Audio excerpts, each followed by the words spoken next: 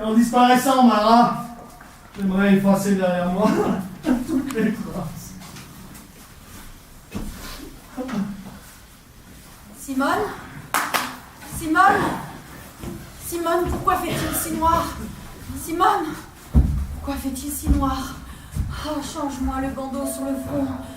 Pourquoi fait-il si noir? Où est le bas? Il faut que je lui dicte mon appel. Simone? Où sont mes manuscrits? Mais voici, Jean-Paul. Où est mon encre? Où est ma plume? Voici ton encre. Et voici l'encrier à sa place habituelle. Ça doit être un nuage. Où? La fumée. On brûle les corps. Là-bas. En ce moment, on les brûle. Pauvre Mara, persécutée et honnie sans cesse. Sans cesse, il faut que tu fuis. Ils veulent te démolir ta presse. Ils veulent t'empêcher d'imprimer tes écrits. Pauvre Mara, en toi nous avons foi. Tes yeux sont douloureux. Tu continues d'écrire au fond de tes couloirs dans les sous-sols blafards. Jusqu'à ce qu'un nouveau leur chien te repère. Que ta maison encerclée, ta retraite forcée, il te faille rentrer sous terre. Pauvre Mara, nous voulons croire en toi. Pauvre Mara, tu pèses encore tout ton savoir. Quand tu es là, gisant dans ta baignoire, avec tes plaies en feu et ton souffle qui se perd. Mara, qu'est-ce qu'on a fait de notre révolution? Mara, demain c'est trop tard pour attendre. Mara, c'est toujours nous les pauvres cons. Mara, c'est tout de suite qu'il faut que ça change. Bon. Une fois évoqué tant de choses douloureuses, il est temps de venir à l'ébut plus radieux. Si l'un brûle de fièvre, si l'autre prend des coups, il nous reste toujours le doux visage de l'amour. Non, il n'y a pas que la rogne et la misère. La vie est aussi faite de sentiments élevés.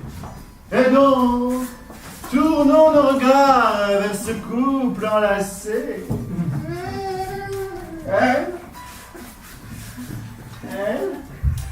et le flot soigneux de sa chevelure, son visage inintéressant, les yeux éclairés par les pleurs, la lèvre à la courbe tendre et sensuelle, et lui, si prodigue de caresses, qui avance avec tant de grâce et de naturel, tandis que la passion lui fait battre le cœur. Only you.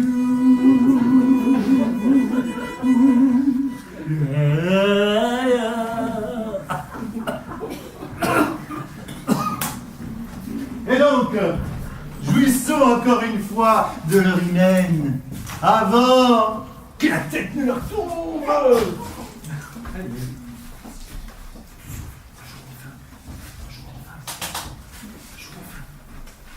Un jour enfin sera réalisé. Un jour enfin sera réalisé l'harmonie de l'homme avec lui-même et avec ses semblables. Un jour, dans un ordre social où chacun, tout en s'unissant aux autres, ne dépendra que de lui-même et gardera sa liberté. Où chacun aura sur les autres les mêmes droits qu'on lui reconnaîtra sur lui-même. Un jour, dans un contrat fondamental où les inégalités naturelles entre les hommes s'intégreront dans un ordre supérieur, si bien que tous, même différents de corps et d'esprit pourtant, seront égaux par le droit et l'accord mutuel.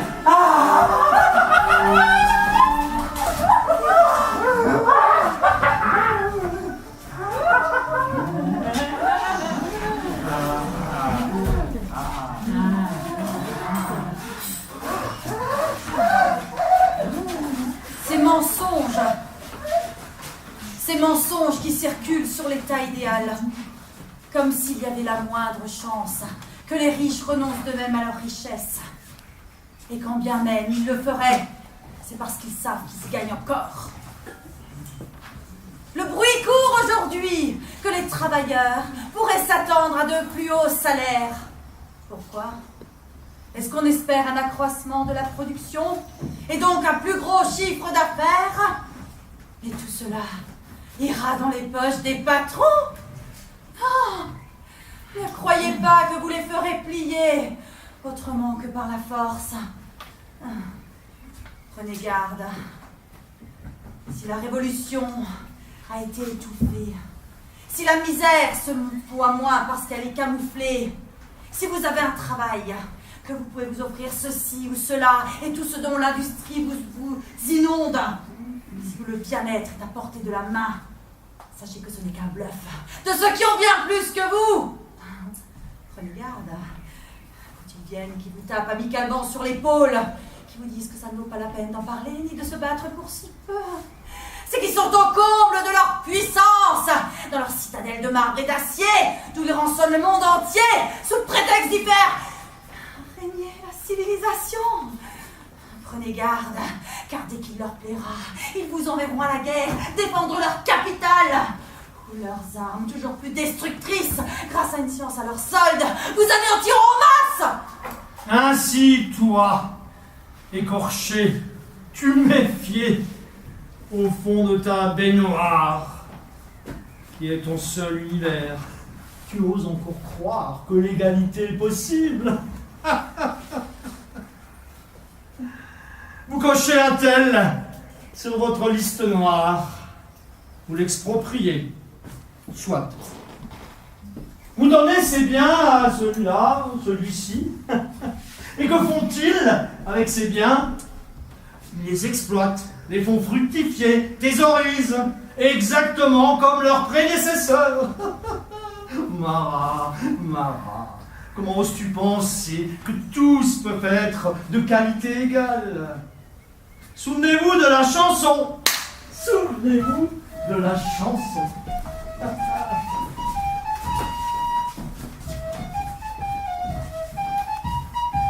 Un tel est le roi de la pâtisserie. Un autre est le prince de la coiffure. Celui-là est maître des bouilleurs de cru. Et celui-là sera le roi des diamantaires. Mais ce n'est pas fini. Celle-ci saura me tailler les plus beaux pantalons. Et toutes celles-ci sauront me masser de façon langoureuse. Oh oui. Mais ce n'est pas tout.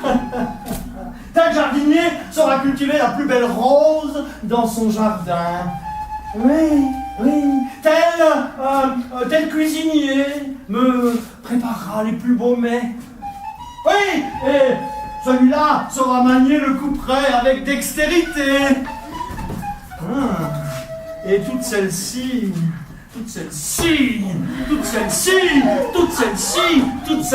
ont le plus beau cul du monde.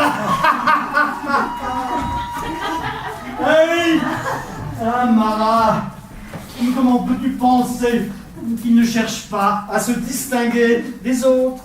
Pourquoi tu leur colles toujours cette égalité devant le nez? Comment peux-tu penser qu'ils puissent être une toute petite maille d'une grande chaîne? Et comment veux-tu les unir? Comment veux-tu les unir alors que ceux-là même qui se sont dressés au nom de l'harmonie universelle, aujourd'hui, Marat, aujourd'hui, ils se chamaillent à mort pour des bagatelles? Ce ne sont pas des bagatelles. Voilà. C'est un principe qui est en jeu. Et c'est le cours normal de toute révolution. Que les tièdes et les suiveurs soient éliminés, même si cela épouvante ceux qui baignent dans leur satisfaction et se drapent de leur morale. Écoutez-les, comme ils chuchotent, comme ils intriguent. Ils sont à l'affût, ils sont partout, ils guettent leur chance. Qu'est-ce qui s'est s'est passé? Je suis un bon Français. Et j'aimerais bien savoir qui nous chie sur la poire. On nous avait dit la guerre, fini la misère. Mais qui va donc nous dire comment nous en sortir? Le roi est liquidé. Les curés sont au diable. Les nobles sont au trou. Alors, qu'attendons-nous?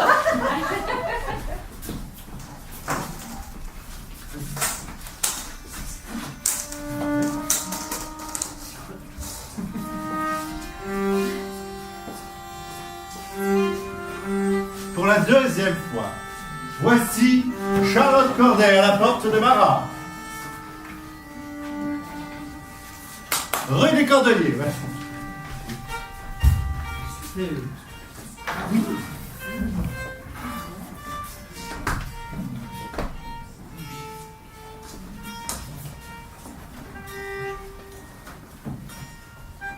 Je suis venue pour remettre cette lettre, laquelle je demande encore une fois être reçue par Marat.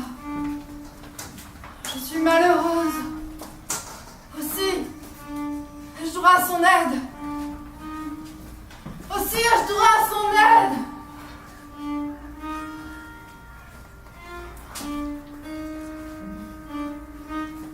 Qui était là, Simone?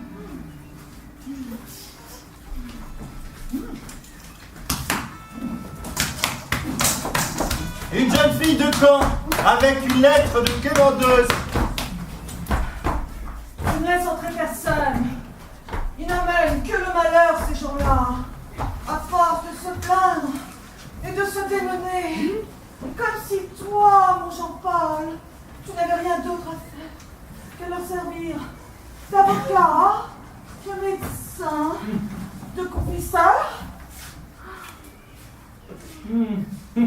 Tu vois, Marat, c'est ça, pour eux, la révolution.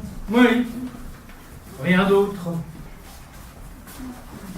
Elle a une dent qui lui fait mal. Elle aimerait bien qu'on lui arrache. Ouais, oui. Celle-ci a la soupe qui colle au fond de sa casserole. Elle aimerait bien que la soupe soit meilleure et que la casserole ne colle plus. Celle-là aimerait bien un autre mari. Plus viril. Ah oui. Celui-là, oh là là, celui-là, il a les pieds trop étroits. Celui-là, les pieds trop larges. Tel poète aimerait bien faire des rimes. Mais l'inspiration n'est pas là. Et celle-ci est en train de pêcher. Elle attend le poisson. Et ça ne mord pas. Alors ils font la révolution. Ils font la révolution en pensant que la dent ne fera plus mal, que la soupe ne collera plus, que le mari sera... Ah oui, que les chaussures soient plus petites, que la rime vienne et que le poisson morde. Ils prennent les pastilles, mais elles se retrouvent gros gens comme devant. Parce que la dent fait toujours mal, n'est-ce pas? La soupe est infecte et le mari, plus rien. Et en plus, il pue de la bouche. Ah oui. Et la poésie, je n'en parle pas. Et le poisson, rien du tout. Voilà Marat, ils se retrouvent gros gens comme devant et leur révolution, ils peuvent se l'accrocher au clou. C'est le restant. Pauvre Marat, à quoi ça te sert d'avoir étudié toute ta vie? Que vaut toute la médecine du monde si sous ton crâne la fièvre gronde? Où est passée ta science physique maintenant qu'elle serait bénéfique? Pauvre Marat, dans tes murs, traqué de partout. Pauvre Marat, dans ton trou, as-tu encore idée du grand système de l'univers? Marat, dans ta baignoire, as-tu encore toute ta mémoire? Peux-tu dévoiler le sens du monde maintenant que la fièvre te ronge? Peux-tu donner un nom à ce qui s'éloigne pour nous dans la nuit?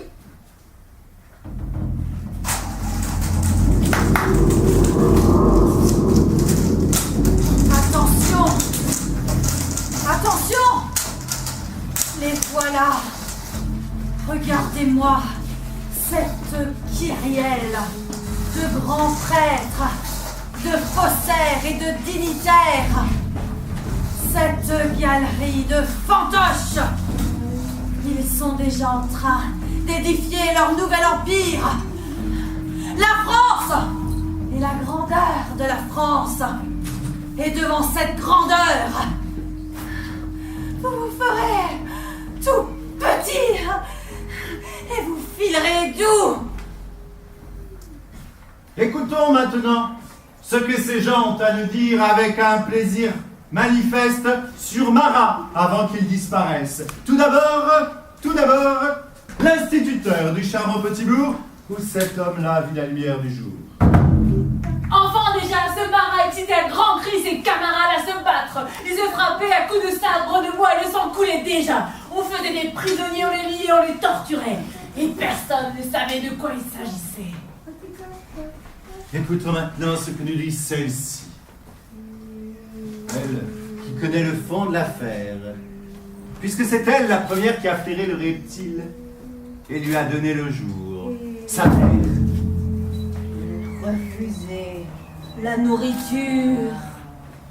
Il fainéantait toute la journée. Il ne disait rien. Nous lui en avons cassé de la trine sur le dos.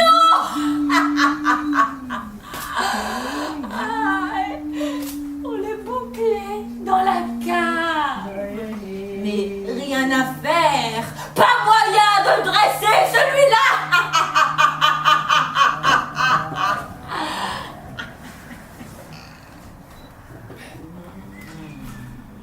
Le père, il mordait quand je le mordais. Il tapait des pieds quand je l'empoignais. Et quand je lui crachais dessus, il restait buté et glacial.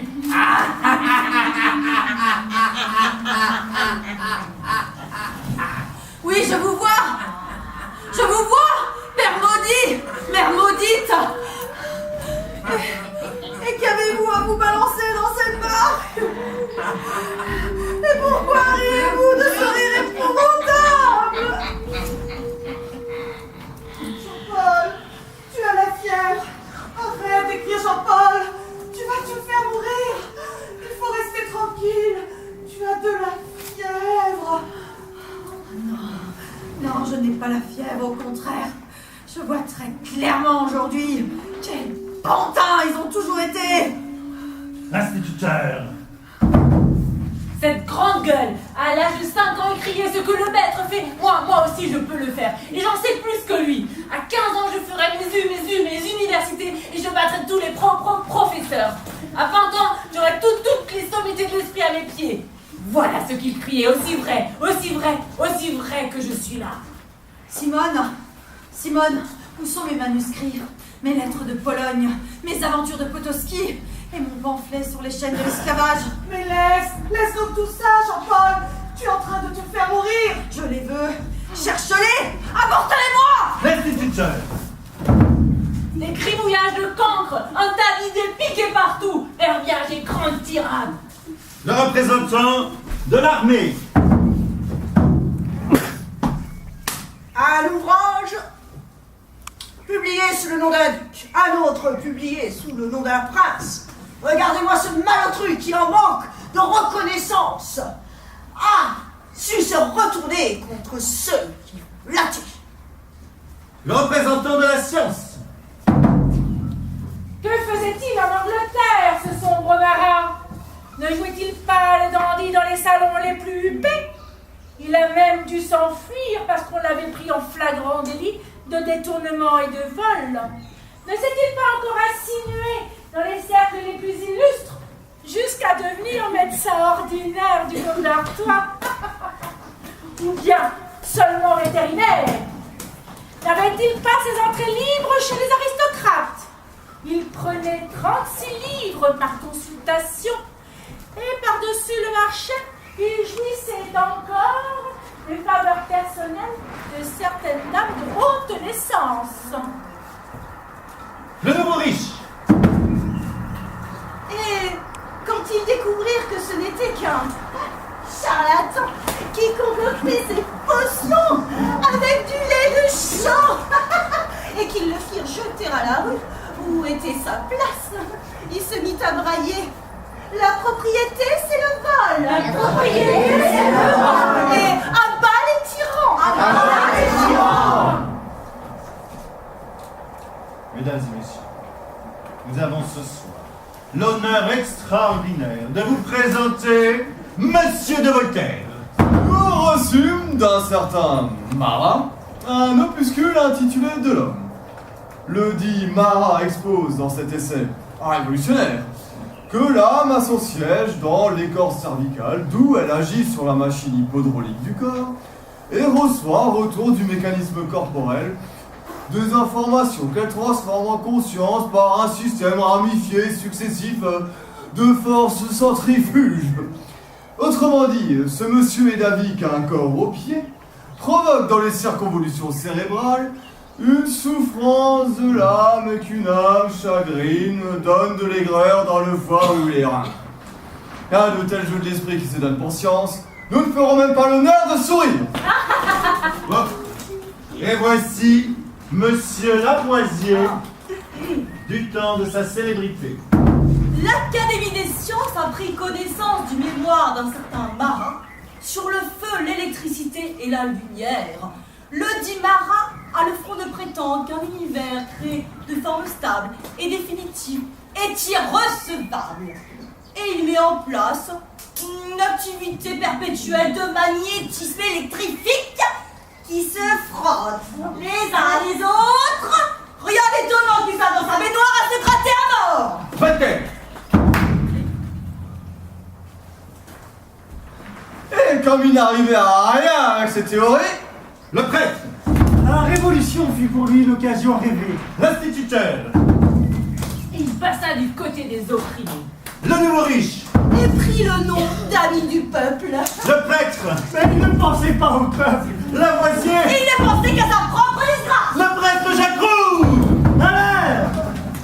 Malheur, un être exceptionnel qui ose s'attaquer à toutes les limites pour les forcer, pour les franchir. Partout. Ces abrutis, fidèles à leur vieille tradition, lui font obstacle, le couvrent d'injures. Tu voulais la clarté? C'est pourquoi tu scrutais le feu et la lumière. Tu cherchais l'art de dompter les énergies. C'est pourquoi tu étudiais l'électricité. Et tu voulais élucider la fonction de l'homme. Pourquoi tu as voulu savoir ce que ça pouvait bien être l'âme? Ah, ce grumeau d'idéal vide et de morale incohérente. Et tu as placé l'âme dans le cerveau, afin qu'elle apprenne à penser. Car pour toi, l'âme est quelque chose de pratique, grâce à quoi nous pouvons régler et maîtriser notre existence. Et tu es venu à la Révolution car il t'est apparu qu'avant tout, il fallait changer radicalement l'état de choses. Et que sans ce changement, nulle de nos entreprises ne saurait aboutir. Marat, qu'est-ce qu'on a fait de notre révolution? Marat, demain c'est trop tard pour attendre. Marat, c'est toujours nous les pauvres cons. Marat, c'est tout de suite qu'il faut que ça change. Suspendons ici le cours des événements dont le terme déjà est imminent. Et jouissons d'un instant de répit, comme si tout ce que vous voyez ici n'était qu'un rêve. Et que la fin, qui résout tous les problèmes, puisse être suspendue et reprise au gré de nos propres désirs. Sur ce, jouissons des bienfaits du présent, tout en songeant à cet homme, là, que vous retrouvez maintenant ici, à l'Assemblée nationale.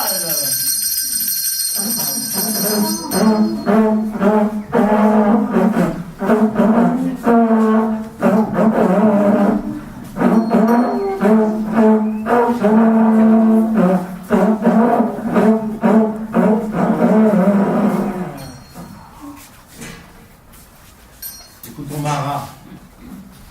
À l'heure de sa fin, tenir en esprit son dernier discours pour recommander à son auditoire un homme digne d'être élu tribun.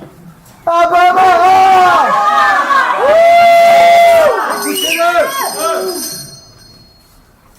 Citoyens, députés de l'Assemblée nationale, notre pays est en danger. Des 4 coins de l'Europe, des armées entières ont violé nos frontières. Elles sont menées par des accapareurs qui tentent de nous étrangler et se disputent déjà leur part du butin. Notre ministre de la guerre, à la vertu et à l'intégrité duquel vous avez toujours voulu croire, a vendu pour son compte le blé destiné à approvisionner nos armées. Il l'a vendu à l'étranger, où il ravitaille aujourd'hui les armées qui se battent contre nous. Dis-le! La majorité de nos généraux sympathisent avec les étrangers. Ils n'attendent que le moment où ils pourront reprendre leurs petites affaires en commun.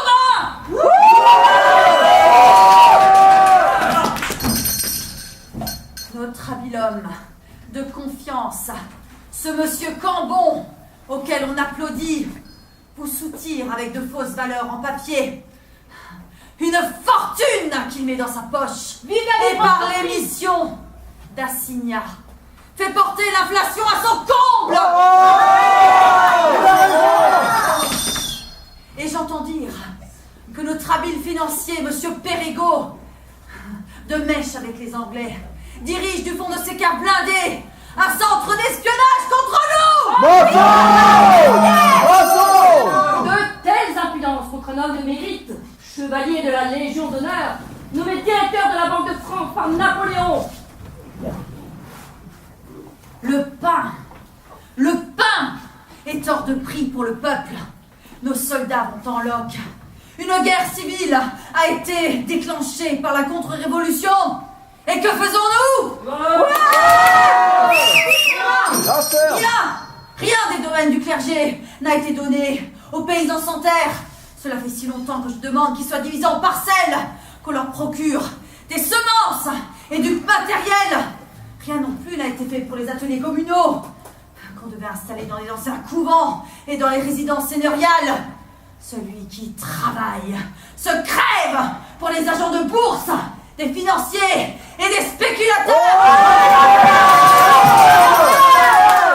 Citoyens, est-ce pour la liberté de ceux qui nous exploitent que nous sommes battus? Non. Notre pays est en danger. Nous parlons de la France. Mais pour qui est cette France? Nous parlons de la liberté. Mais pour qui est cette liberté?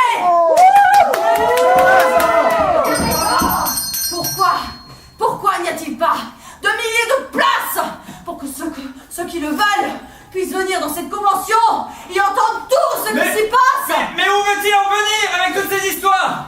Ameuter les gens encore une fois? Regardez-moi ce public dans les tribunes! Des tricoteuses, des concierges, des lavandières. Et qu'est-ce qu'il a encore avec lui? Des fainéants, des flâneurs, des parasites, tous ceux qui draguent sur les boulevards et qui traînent dans les cafés, des repris de justice, des échappés de l'asile.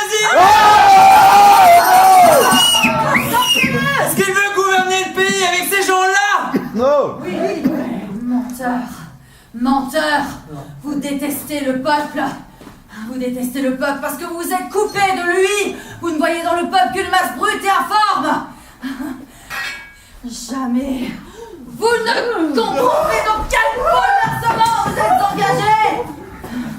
Votre respectable Danton ne dit-il pas qu'au lieu de proscrire la richesse, nous devrions plutôt rendre sa dignité à la misère?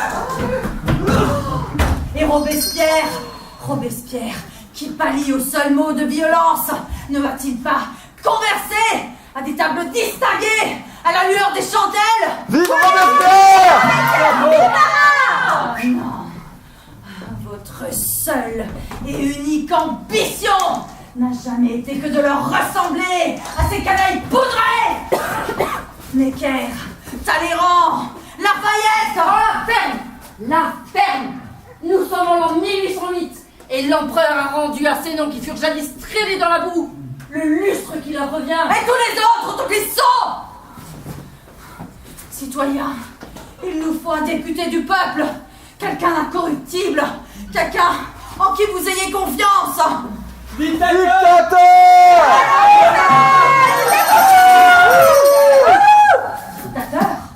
Dictateur!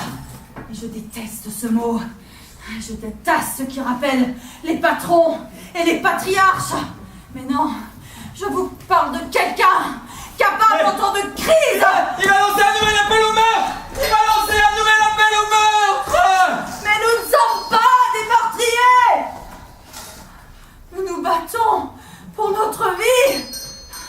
Nous nous battons par légitime défense. Ah, si nous avions des idées créatrices au lieu de cette agitation, et si nous trouvions la beauté et l'harmonie au lieu de fanatisme et de délire. Prenez conscience de ce qui se passe ici. Détruisez vos ennemis, renversez-les, car s'ils triomphent, nous n'épargnerons pas un seul d'entre vous, et tout ce que nous avons gagné sera perdu.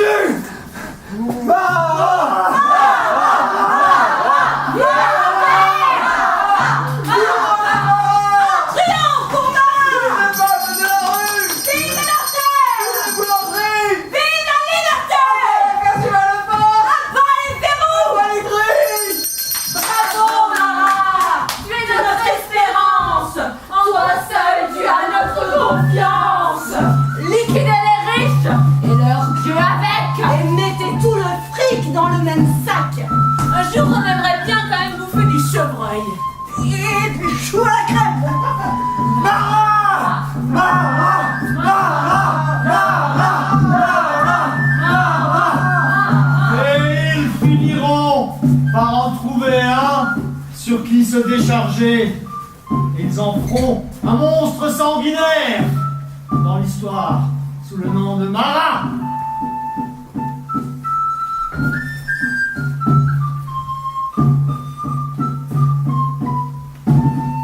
Pauvre Marat dans ta baignoire, il ne te reste plus beaucoup de temps.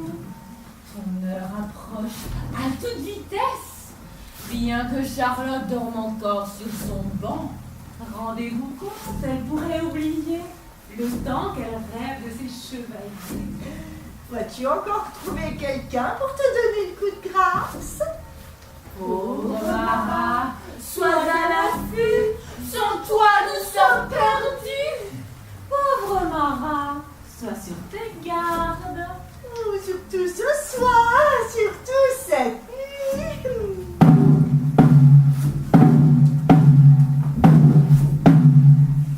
Simone! Simone! Qui est-ce qui frappe? Où est le bas? Laisse donc, Marat, laisse donc des cribouillages. Ce n'est que du vent, les écrits, les pensées, les projets. Tout ça finira un jour. Marat, écoute-moi. Marat, écoute-moi. Et ça, ta vie, cette vie de macération dans ta baignoire. Je n'ai eu le temps de rien, sinon de travailler. Le jour, la nuit ne me suffisaient pas. Quand j'étudiais, tel cas difficile, aussitôt il se ramifiait là où j'intervenais. Tout se mettait à proliférer. Quand j'écrivais, c'était toujours l'action que j'avais en vue. Quand j'écrivais, c'était toujours dans la fièvre. Je pressentais toujours l'éruption éclatante. Laisse tomber tes appels, Marat. Tout cela est un tissu de mensonges. La révolution, ça n'existe pas, la révolution. Regardez, tes révolutionnaires, regardez affalés au milieu de leurs drapeaux. Quels ordres vas-tu leur donner? Que vas-tu leur dire? Quels ordres vas-tu leur donner? Tu as dit toi-même un jour que la loi au service de l'État est un facteur, un mauvais facteur qui permet... Oui. Amara, Amara. Tu ne pourras plus Tu ne pourras plus jamais. Regarde, regarde, tu leur as donné des ordres. Ils ne peuvent plus. Laisse tomber tous ces ordres. Pourquoi suis-je pris de doute? J'avais des arguments. J'avais réfléchi. Pourquoi tout semble-t-il faux maintenant? Pourquoi tout se bruit? Pauvre Marat, dans ta retraite, tu es sur nous en avance un siècle. Et tandis que dehors sonne le couperet, tes paroles sont décapitées. Et le sang emporte toutes tes vérités.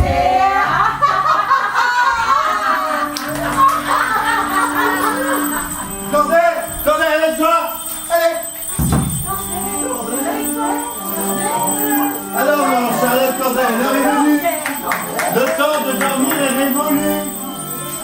Alors, Charlotte, lève-toi cette fois-ci debout. Lève-toi, prends ton poignard. Enfin, Charlotte Corneille, c'est pourtant que bientôt tu vas pouvoir dormir éternellement. Allez.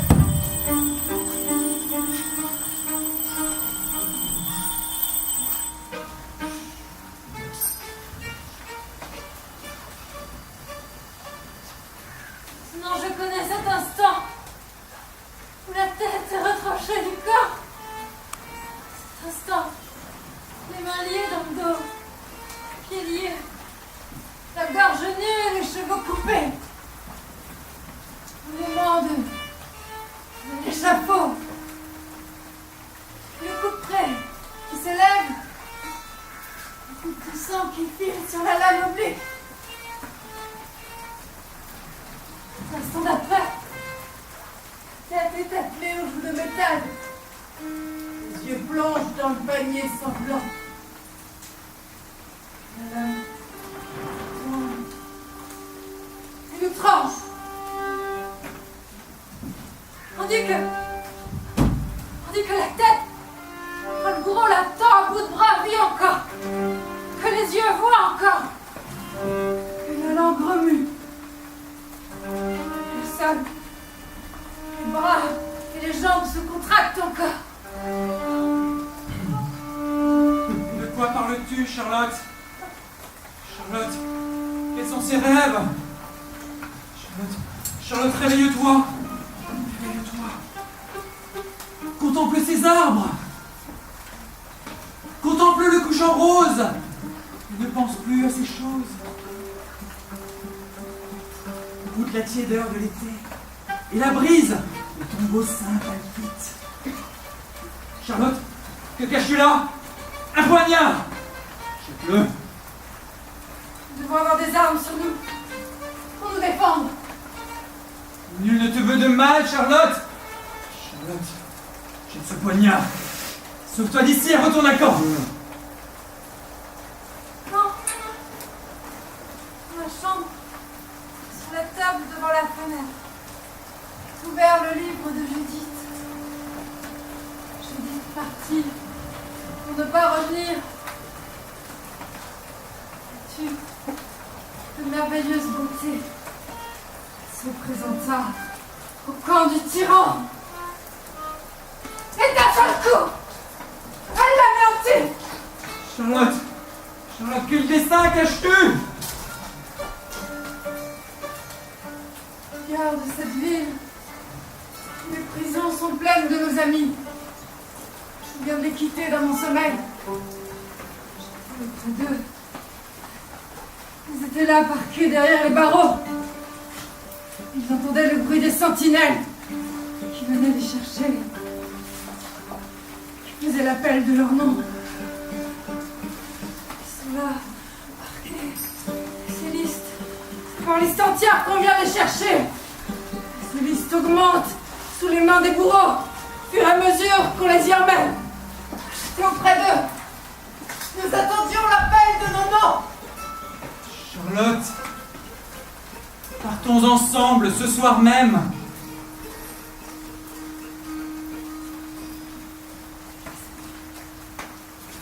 Quelle est cette ville? Qui a imaginé tout cela pour en tirer profit?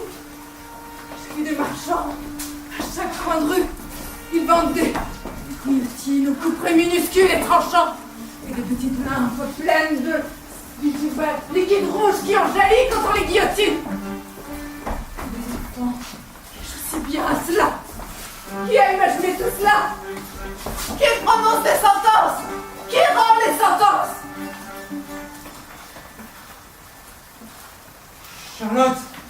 Charlotte, que cherches-tu là? Sais-tu qui y habite? Celui pour qui je suis venue. Que lui veux-tu? Charlotte, n'avance pas plus loin.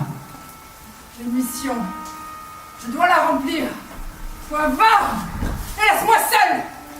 Pour la 3e fois maintenant. Vous voyez celle qui joue ici, Charlotte Corday, tenter sa chance à la porte de Marat. À ses pieds, du Perret en douloureux état, et effondrée sous le coup de la séparation. Observez comme elle méprise ses supplications et ne renonce en rien à sa décision. Car rien ne pourra changer ce qui est établi, quand bien même nous voudrions qu'il n'en fût pas ainsi. Rien n'y fait. Celui-là, elle l'a oublié. C'est l'autre là, à l'intérieur, qui le sait. Non, c'est moi qui ai raison. C'est moi qui ai raison. Et je le proclamerai encore. Simone, où est donc le bas? Marat, laisse tomber tes pamphlets, tes théories, tes discours. Ne pense qu'à elle, elle qui est venue pour toi. Marat, ne pense qu'à elle. Regarde, elle est venue pour t'embrasser, pour t'enlacer. Marat, c'est une vierge offerte à toi. Regarde comme elle est belle. Regarde comme elle sourit. Regarde comme ses dents sont blanches. Et ses beaux cheveux ramenés en arrière. Marat, il n'y a que le corps qui compte. Il n'y a que ce corps. Marat, regarde ce sein qui palpite sous la toile fine. Là, un couteau. Peut-être est-ce pour agrémenter votre amour.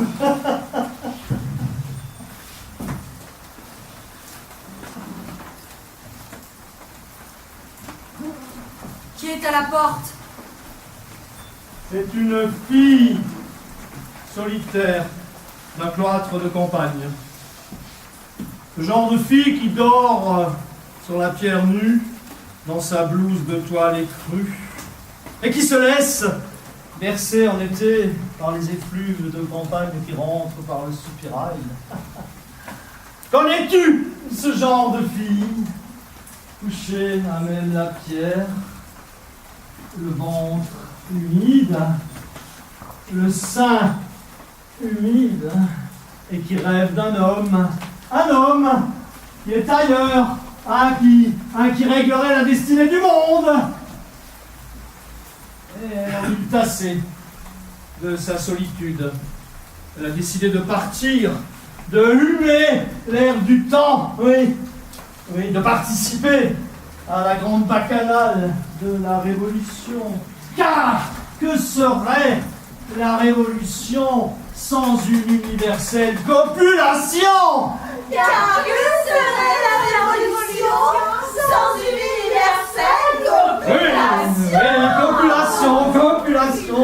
Marat, il n'y a que ça, il n'y a que le corps qui compte dans le monde. Le corps a une force. Marat, pendant 17 ans, dans ma prison, je n'ai rêvé qu'à cela. J'ai entendu ces murmures perpétuellement à mes oreilles. J'ai senti ces caresses sur la paume de ma main. Perpétuellement. Oh, j'ai senti ces caresses, ce corps. Oh, Marat. Oh, Marat. Derrière les 13 verrous de ma solitude, avec mes chaînes aux pieds, je n'ai rêvé que de ce corps et de ces trous dans ce corps, ces trous qui sont faits pour qu'on s'y immisce, qu'on s'y introduise.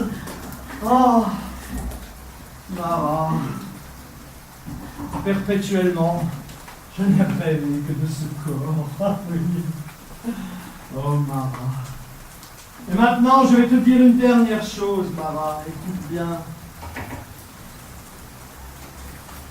Les cachots du corps intérieur sont pires que les prisons de pierre. Car si vous ne les ouvrez pas, votre révolution restera une révolte de détenus écrasés 100 fois par vos propres compagnons de bagne. Voilà, Mara. Que serait cette révolution sans une universelle copulation? Copulation!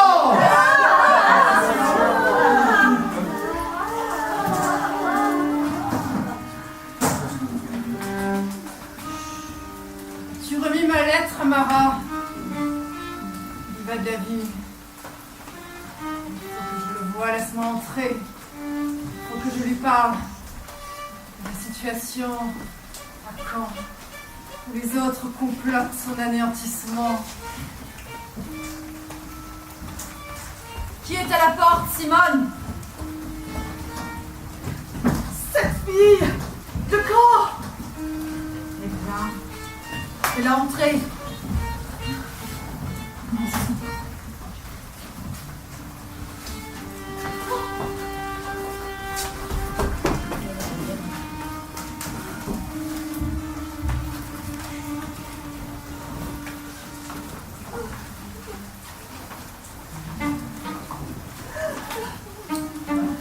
Je viens te livrer le nom de mes héros, Mara.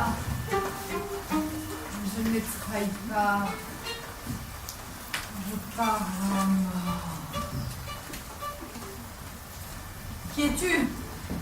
Parle distinctement. Je comprends pas. Je viens te donner le nom de ceux qui se sont réunis à Caen. Je te donne Barreau et Buzot et Gadet et Jansonnet et Pétion et Louvet.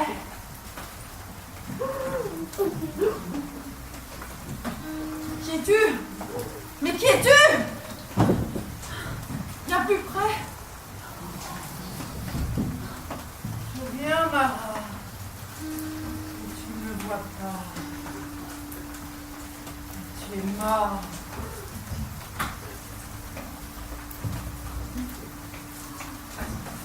Simone! Appelle le bas, que je lui dicte mon appel. Le 13 juillet 1793. Non!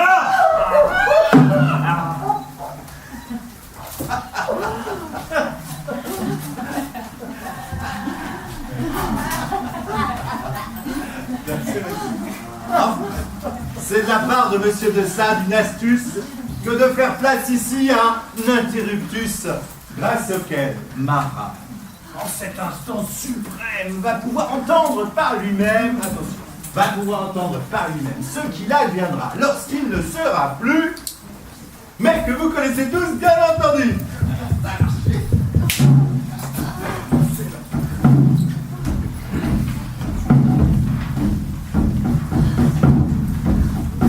Dans la Vendée, la lutte est acharnée, pleine d'audace et de férocité entre les nôtres et les chevaux du roi.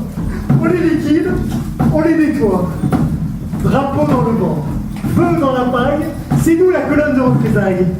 Fleurs au fusil, torche à la main, c'est le régiment Mara qui vient et qui fait régner la terreur. Mara, en ton honneur, tout ce que tu prêchais et prophétisais avec énergie, c'est réalisé. Les ennemis jonchent le sol de leur corps, ou bien ils préfèrent se donner la mort. Chevaux et canons, nous voilà devant Lyon, devant la citadelle de la contre-révolution. Nous la prenons d'assaut. Faisons un exemple. 3000 hommes sont exécutés ensemble. Pardon, aussi, c'est la colonne qui passe et qui procède à des noyades en masse. Chaque maison où vivait un rebelle est rasée. On n'épargne nul d'entre elles. Drapeau devant. Nous arrivons devant la cité félonne de Toulon. Là, il y a quelqu'un, nous le saurons plus tard, qui saura nous mener à de grandes victoires. Tu l'as bien dit, Marat. Il est indispensable de liquider d'abord les faibles, les incapables. Robespierre expédie ce cher Danton sous le couperet. Et tout de suite après, pas mal de nos vieilles connaissances à qui nous faisions confiance dans notre ignorance. Oh Marat, c'est à ne pas croire. Nos nouveaux maîtres sont d'une folle audace, rien ne les arrête. Avec les nobles dans les charrettes, on voit passer maintenant des jacobins fidèles. Et sous la guillotine, ils sont du même sang. Sous forme de cadavres, ils sont équivalents. Nous ne comprenons plus rien aux fantaisies étranges du destin. Maintenant, c'est Robespierre qui a les manier. Et sa tête, maintenant, qui lui tombe dans le panier.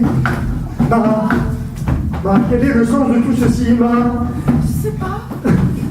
Marat, faut-il toujours en être assis? Faut-il toujours en être assis? Faut-il toujours là-haut un chef qui se figure diriger quelque chose et qui en perd de la tête? Marat, nous allons te dire pour te réconforter de quel chef aujourd'hui nous avons hérité. Regarde, c'est Robespierre, c'est Bonaparte qui est là. C'est Bonaparte. Il vient de Corse ou de Sardaigne. Comme toi, il nous promet la paix éternellement et nous donne pour cela du travail dans les fabriques d'armement. Et en l'honneur de la Révolution, il a pris le titre d'Empereur Napoléon. Oh, ça c'est du spectacle qui peut nous croire. Si on s'en est pas plein la poire, on peut s'en mettre plein les yeux. Et les curés nous bénissent.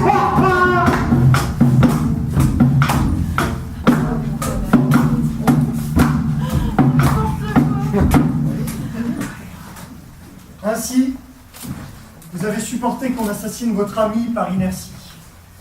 Vous avez laissé faire par ignorance.